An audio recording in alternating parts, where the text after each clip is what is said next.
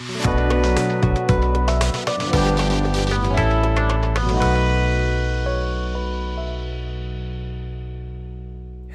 hello, hello, and welcome to the show. This is Mable, your princess of poetry and praise. And I am Brother Paul.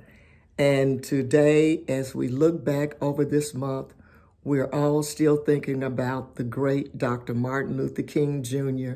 and the great sacrifices he made for all of us, for you, for you, for you, for you, for me, for all of us. A great, great man who gave his life, who sacrificed all to make America an even better place to live, work, and play. And what I think about when I even remember Dr. Martin Luther King Jr., I love the words of so many of his sermons where he talked about opportunities, and new ways of living for his children, for our grandchildren, our great-grandchildren, and those in the future. And we look back to the way we were raised in dilapidated, sometimes old, segregated schools with ragged books and outdated books and really, really large class sizes, over 35, sometimes 40 children per classroom, but we still learned. Everybody learned. And how every day, from kindergarten all the way up, we would always start the day with, I pledge allegiance to the flag of the United States of America and to the republic for which it stands, one nation, under God, indivisible, with liberty and justice for all. That sank into my spirit, and it sank into my whole meaning of what it meant to be America. And we stood tall, and we kept our little shoulders up and looked straight to the sky as we sang, My country, 'tis of thee, sweet land of liberty, of thee I sing, land where my fathers died, land of the pilgrim's pride, from every mountainside, let freedom ring. And we sang, This is my country, and of course the Star-Spangled Banner, and this land is your land, this land is my land, from California to the New York Island. We sang so many patriotic songs that meant I too am America. I too should have the same rights, inalienable rights that everyone else in this country has. And as a little kid growing up, we believed all of that. And it wasn't until Dr. Martin Luther King Jr. was assassinated in my hometown, in my neighborhood, in 38126, did I really stop and think and realize, oh my God, things are not the same. When you were growing up, Brother Paul, did you think like me did you think we were all the same and that we could just do anything we dreamed to do? Because that's what our parents told us. They said, go to school, learn all you can, make good grades, strive for excellence, and you'll be able to do whatever you want to do. But you got to be better than the other folks. You got to be better. You got to be smarter. You got to be stronger. You got to work harder. Did your folks tell you the same type of thing? I'm not sure I've got that drive from my family per se, but more so from my teachers who instilled in us about being able to do better and going forward and put that burning desire. Because when I look back, I try to think about the fact I must have been. I just did this because my parents were not involved in the decision before it was made. I had made the decision that I was going to do X, and then I just told them what I was doing, and then they were thinking, I think it was probably thinking, "Are you crazy?" Okay, all right. I think you may need to explain to our audience what you mean. Now, this is probably this is before Dr. King was assassinated in 1968. You made this decision in 19 what? Was it 67? Yeah, because it was the year I graduated, so I graduated in '67. So So that meant it was in 1966. Oh my goodness. Okay. Well, see, you're a couple of years older than me. That's don't even go there. I'm not gonna rub it in. Don't even go But there. but in 1966, you decided what? This is what you need to explain to the audience. The proposition was presented to us, to everyone in the school district, that they were integrating the public schools in my little town of Springfield, Tennessee. So before then, you had been in what? All black segregated schools. For all my education up until that last year where I jumped out and went to the predominantly white school. And so the proposition was presented that anybody who wanted to go could go. That's when it was voluntary. And so I got with my little friends and I said, hey, let's do it. And all of us did it except one person who will go nameless in our little group. But it was three of you all. It was three of us that took the plunge, two guys and one female, and we did it. And at that time, I was driving, and so there was no bus transportation, so you had to get your own way there. And so I picked up my other two buddies, and we drove to the school every day. So was there no bus transportation available, or they didn't have transportation to come in your neighborhoods, or what?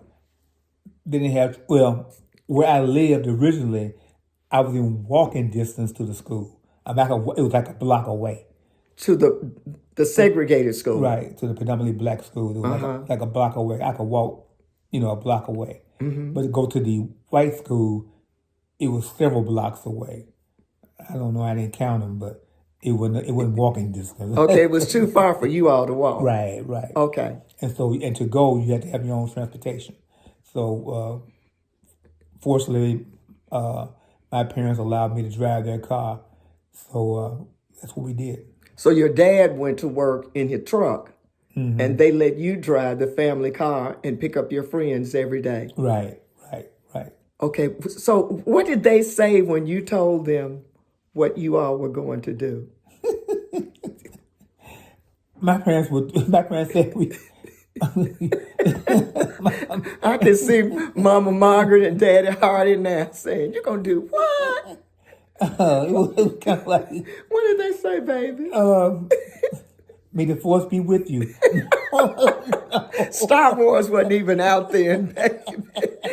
Knowing your mom and daddy, they were saying, Lord, we got to pray. We got to get the whole church. We got to get everybody in the neighborhood to pray for these three children. Yeah, that's what they resorted to. Your daddy was a deacon. Your mama was a mother in the church. I know the church was right on the corner. Yeah. So, but anyway, that's the name of that tune. But they wish me well. They asked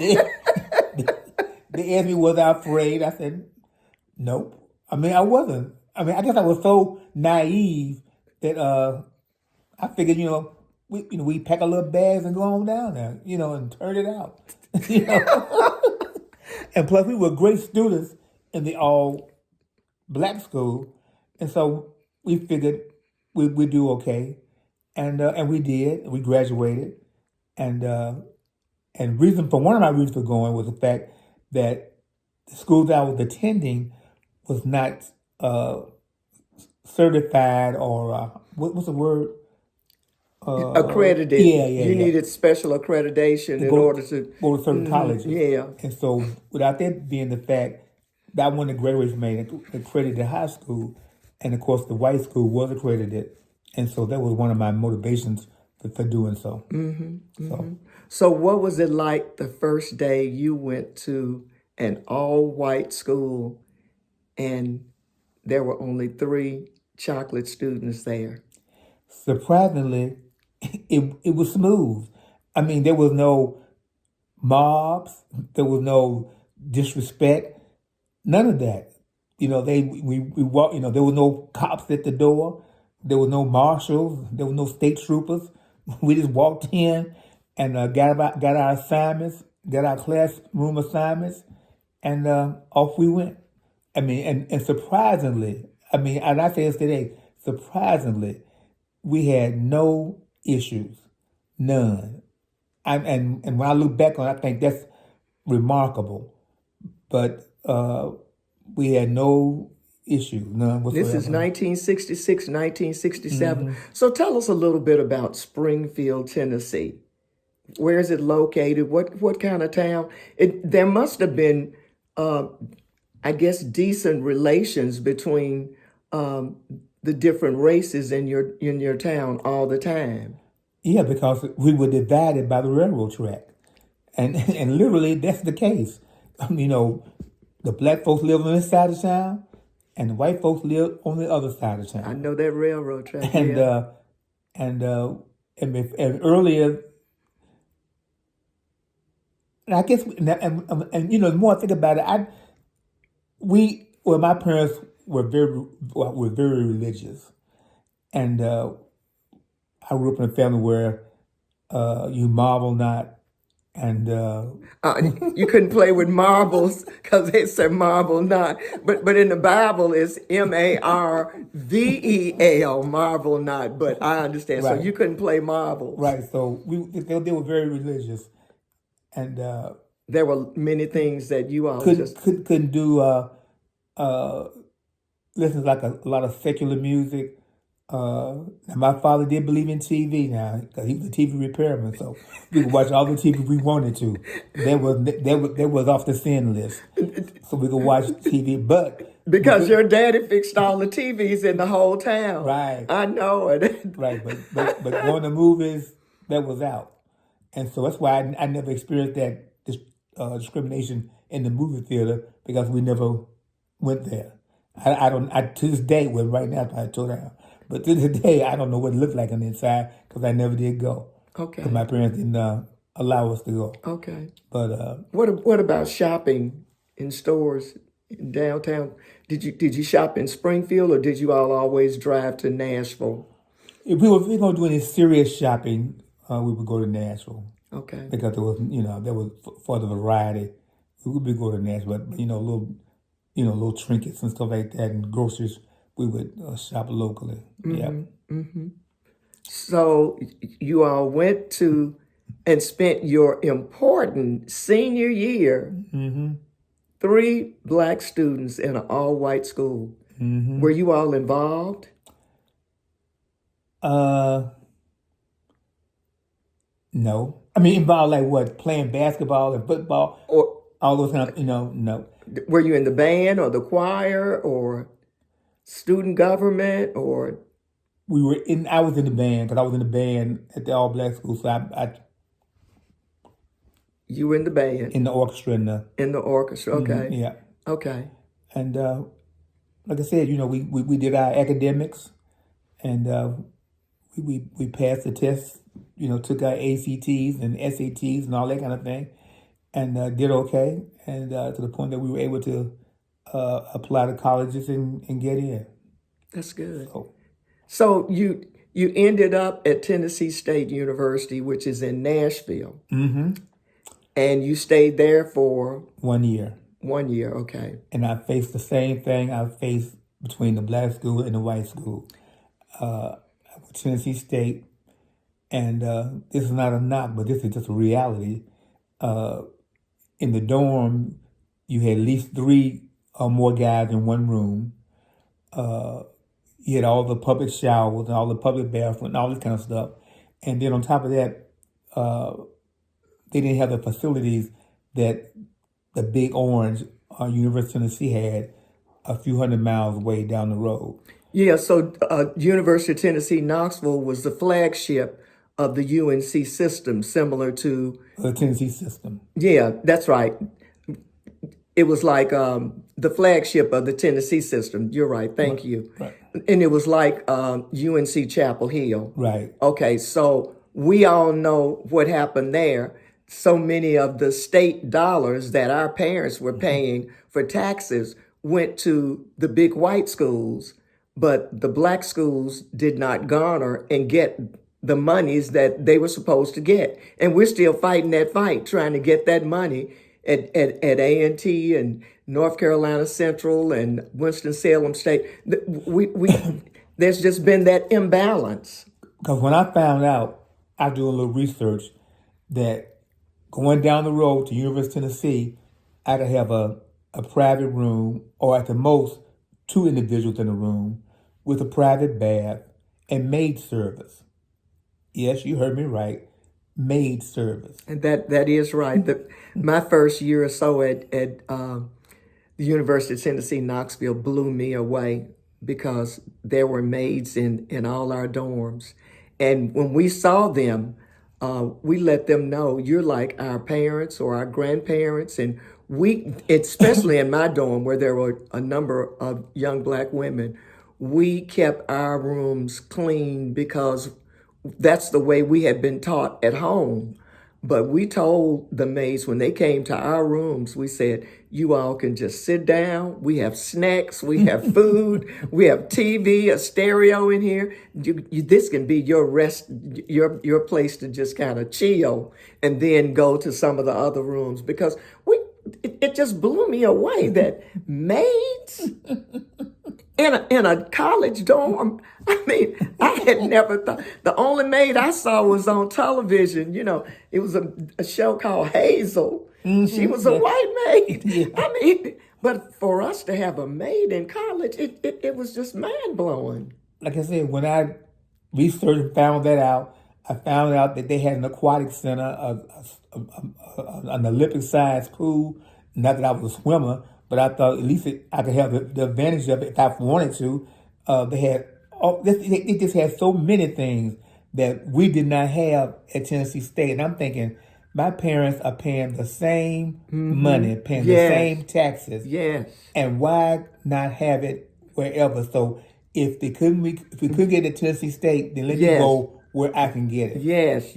And so I transferred after my first year. You transferred. And you transferred to the University of Tennessee, Knoxville. And I guess there were more academic offerings that you could look at too. Oh, Lord, yes. There were so many choices of classes to take at UT Knoxville. I mean, it was just, it was mind blowing.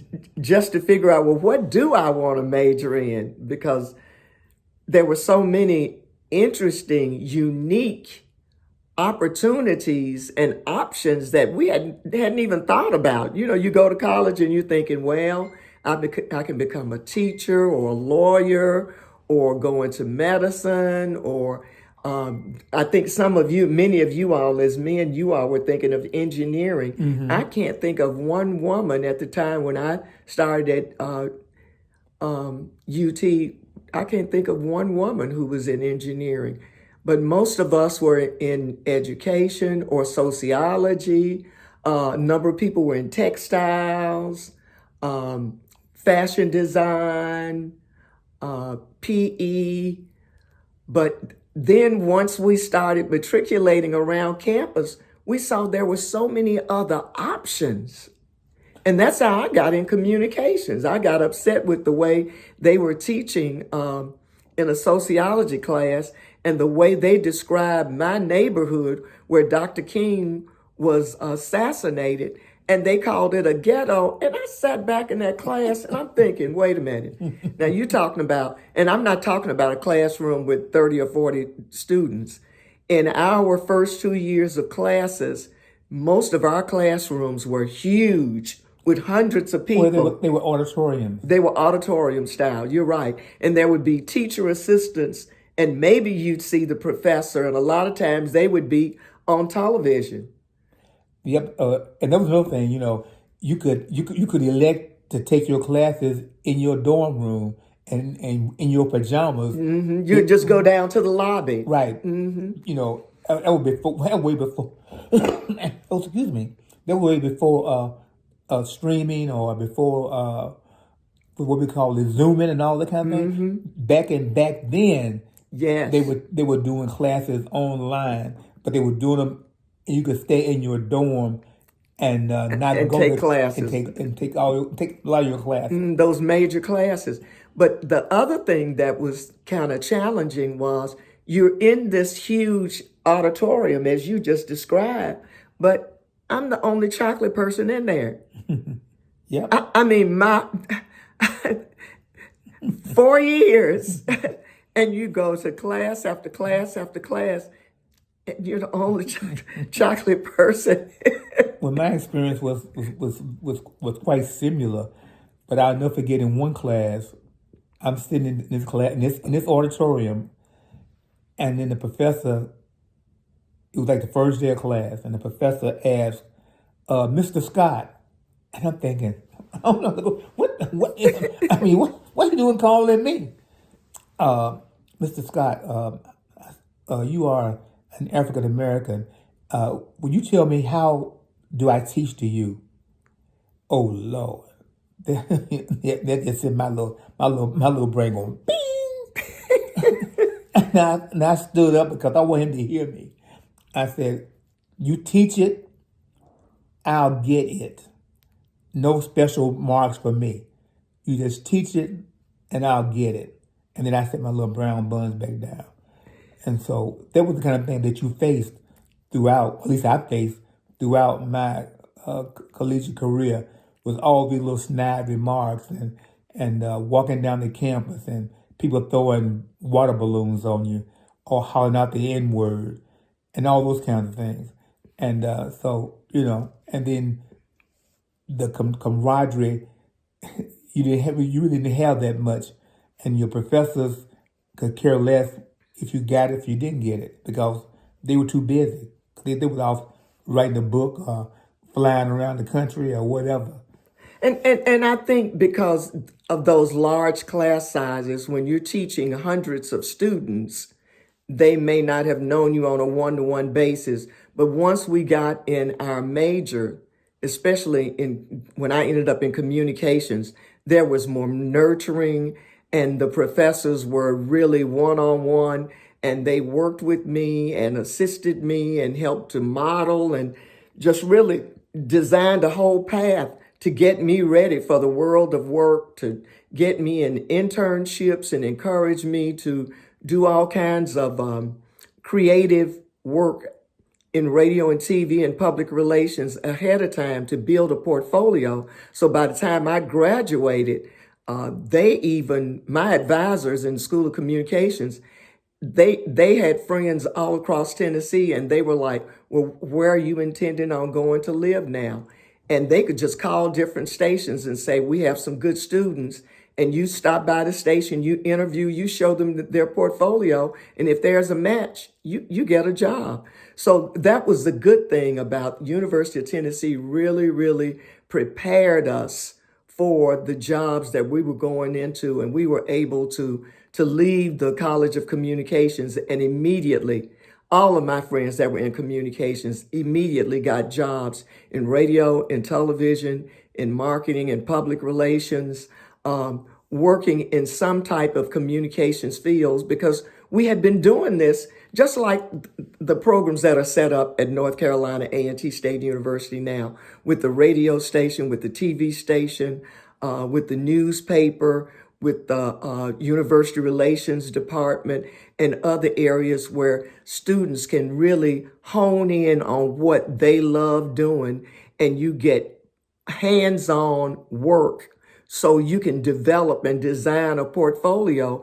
And when you go out and you're looking for a job and you do an interview, you can just show them, I can start work tomorrow. And then you show them, look what I've already done. I know how to do this.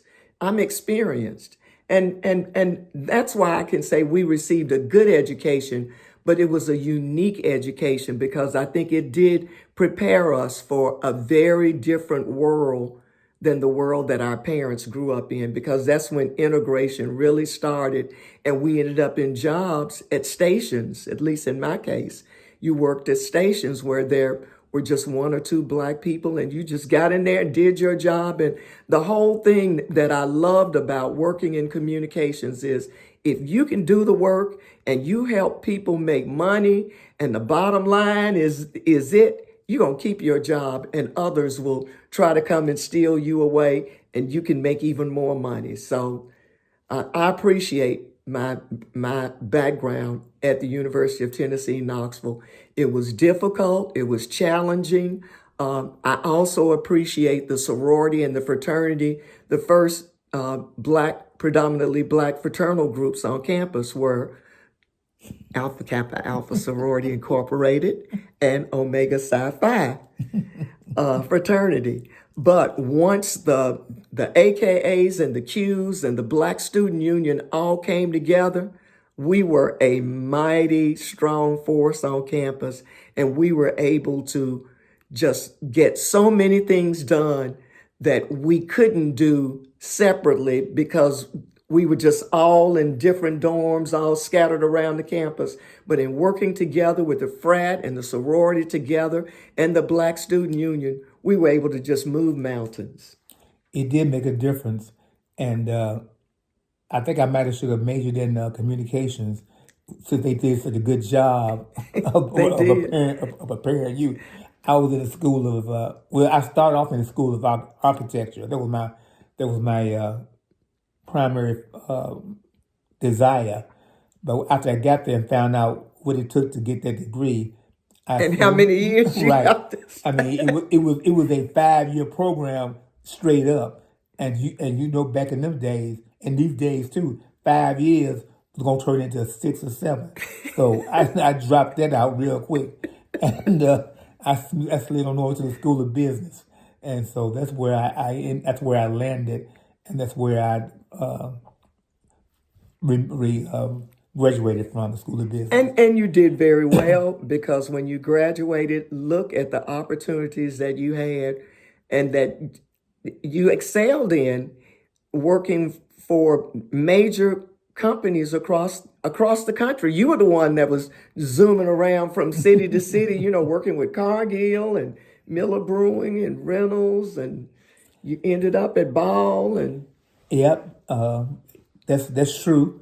And how many states did you live in? Several, but and it was exciting because back then when you're single, that was this. You get a chance to travel, meet new people.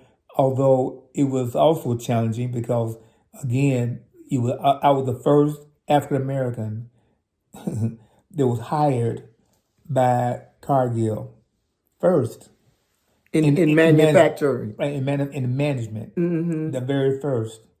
And sometimes I wish now if I had stayed there longer, I might have done better, but I couldn't hang forever. I couldn't see no path forward, so I had to. Yeah, and you were recruited by Miller Brewing and came to North Carolina and pulled me away from my great job in radio, and I came up here and God just opened up many, many doors. So we wanted to just share with you, Dr. King's dream meant so much for us. It really did. Made waves out of no way. For real. And we started out in segregated schools, ended up in a really integrated, large, predominantly white university. But we made it by the grace of God, and by the prayers of our families and our churches and people in our villages in Springfield, Tennessee and in Memphis, Tennessee, who wanted to see us succeed. And they couldn't send us a lot of money, but they sent us a whole bunch of Vienna sausages and peanut butter and jelly and prayers and sardines and $1 here and $1 there. And we could go to Crystal's and get some hamburgers every now and then. All we're saying is that we appreciate what Dr. King did for us. And we hope that the young people today take advantage of all the opportunities that we have. Many doors were open because of what he did. And I wish a lot of people and young people also would recognize what we have today did not come easy. It didn't come easy, but we come this far by faith. Love y'all. Love y'all. God bless. Until we see you next time. I think. She's going to put me next time. Yes. Until we see you next time. We'll see you next time. This is Amen Communications Incorporated. And this is Brother Paul. And I'm Mable. Love you all.